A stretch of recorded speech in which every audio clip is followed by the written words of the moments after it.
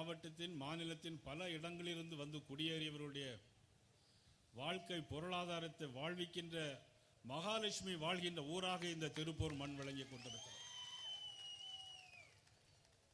அதனாலே தான் மீண்டும் ஒரு சுதந்திர போர் 1947 ஒரு சுதந்திர போர் நாட்டிற்கு. ஆனால் மீண்டும் ஒரு சுதந்திர போருக்கு நாம் எல்லோரும் தயாராக வேண்டும். அது இந்து சமுதாய மக்களுக்கு என்பதை நான் இந்த நேரத்திலே கோடிட்டு காட்ட விரும்புகிறேன். நான் நிறைய கேள்விப்பட்டிருக்கிறேன். திருப்பூரிலே அண்ணாச்சி காடேஸ்வர சுப்பிரமணியன் அவர்கள் மிக சிறப்பான விழாக்களை ஏற்பாடு செய்கிறார்கள் என்று நிறைய கேள்விப்பட்டிருக்கிறேன்.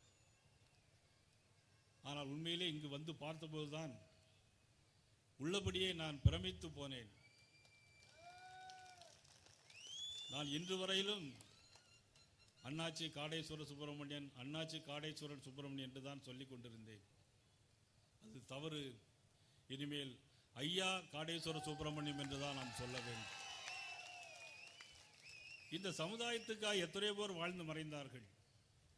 நமது ராமகோபாலன்ஜி அவர்கள், தானலிங்க நாடார் அவர்கள், மதுரை ராஜகோபால் அவர்கள், சேலம் ஆடிட்டர் ரமேஷ் அவர்கள்.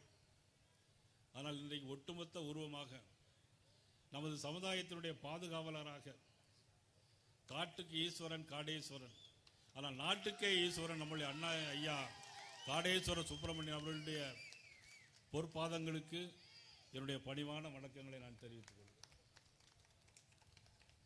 நான் பெருமைக்காக சொல்லவில்லை. எனக்கு 10 மணிக்கு ஃப்ளைட்டில் போகணும் இருந்தால் கூட 10 மணிக்கு போவதை காட்டிலும் இன்றைக்கு இந்த மேடையிலே ஒரு சில வார்த்தைகளாவது பேச வேண்டும் என்பதற்காகத்தான் நான் காத்திருக்கிறேன். உள்ளபடியே மனம் உருகுதோ இல்லையோ, உள்ளம் உருகி கொண்டே இருக்கிறது. எவ்வளவு பெரிய நிகழ்ச்சிகள், ஆயிரக்கணக்கான பிள்ளையார்கள், அதிலும் சிறு குழந்தைகள், தாய்மார்கள் நடந்து அழகாக அலங்காரம் பண்ணி, மாதாக்கள் போல அலங்காரம் பண்ணி அவர்கள் நடந்து வந்த காட்சியை பார்த்தாலே ஏதோ சொற்குலோகத்தில் இருந்தது போன்ற ஒரு உணர்வு இருந்தது. அந்த அளவுக்கு கண்கொள்ளா காட்சிகளாக மாநில இந்து முன்னணி அமைப்பினர் ஏற்பாடு செய்திருக்கிறார்கள் என்று சொன்னால்,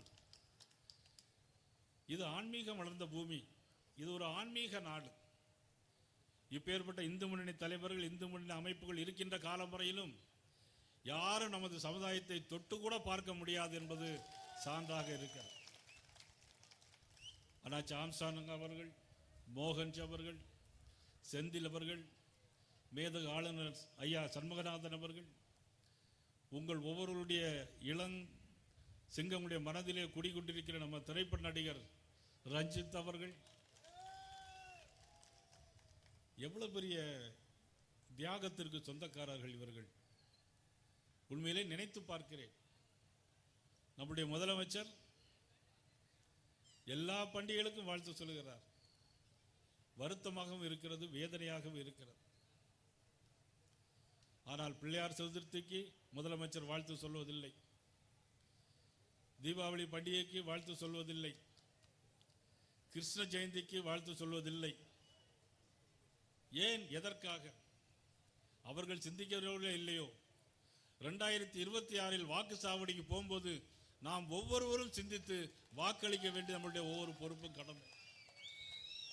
இன்றைக்கு அவருடைய ஆட்சியிலே தான் 17,000 கோயில்கள் பூஜைகளே இல்லை. புரட்சித் தலைவர் அம்மா அவர்கள் இருக்கும்போது இருகால பூஜை இருந்தது. 17,000 கோயில்களுக்கு இன்னைக்கு பூஜைகளே இல்லாமல் இருக்கிறது. 5.25 லட்சம் ஏக்கர் நிலங்கள் இருந்தது. இப்பொழுது 4.5 லட்சம் கூட இல்லை. 1 லட்சம் ஏக்கர் நிலம் எங்கே போனது என்றே தெரியவில்லை. பல ஆயிரக்கணக்கான கோயில்கள் சிதலமடைந்து காணப்படுகின்றன. ஆயிரக்கணக்கான கோயில்கள் காணாமலே போய் உள்ளன. இடிக்கப்பட்ட கோயில்கள் ஏராளம் ஏராளம். இடிக்கப்பட வரும்போது நாம் நீதிமன்றத்தில் போய் தடுக்க வேண்டி உள்ளது.